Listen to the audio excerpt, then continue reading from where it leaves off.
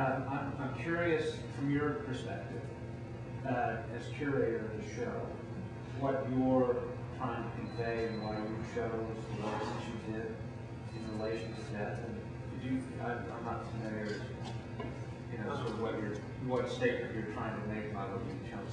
Well, yeah, I was raised Catholic in El Salvador, and over there, death is when someone dies, they're in your living room for 7 days, and you're walking around and there's a dead person, and it's a huge part of the culture over there. It's part of life, right? And it's always open casket. What we call funerals here down there, it's more like a party. Right? So there will be the little room with the ladies, usually a bunch of old ladies crying, and the corpse is on a thing, and then in the next room people are having fun, eating.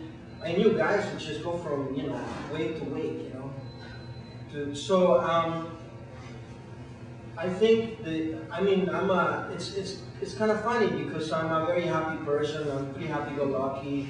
I'm not into I'm not a morbid person by any stretch, but the whole idea of death attracts me because people in my family have died.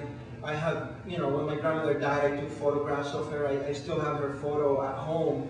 And I thought, that would be kind of morbid, but it's not. It reminds me, because she died, she was in so much pain throughout her life.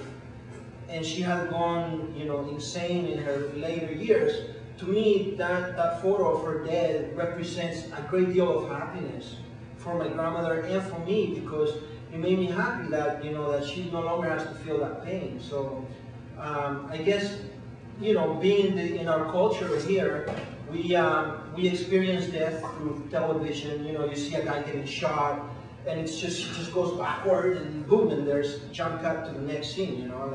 Like I grew up watching spaghetti westerns in El Salvador, and it was always the same way. Someone gets shot, but that's it. It's almost like a video game. And it seems like we keep death at a distance. So, as a curator, I'm interested in things that will scare the pants out of me.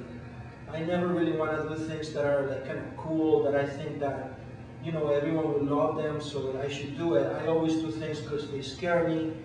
There's something creepy about it that I should look into, So, with this show, I think what I wanted to do was to bring death to the fore, even if in a limited way, because it's it's a small, we're in a small gallery. To really do death justice, you need a big museum probably to just, what I mean. But just to bring it out in the fore and to look at different aspects of death.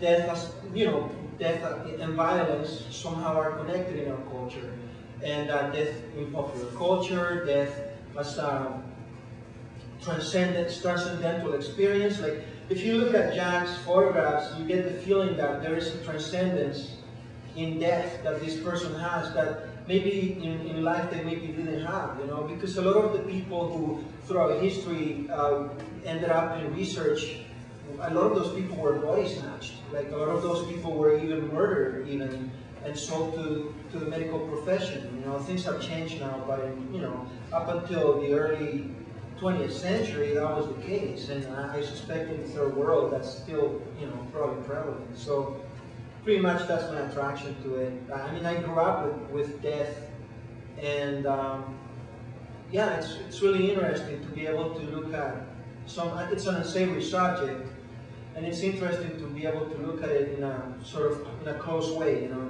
I wouldn't say objective, because definitely, the fact that it's curated means it's subjective, but at least look at it somehow.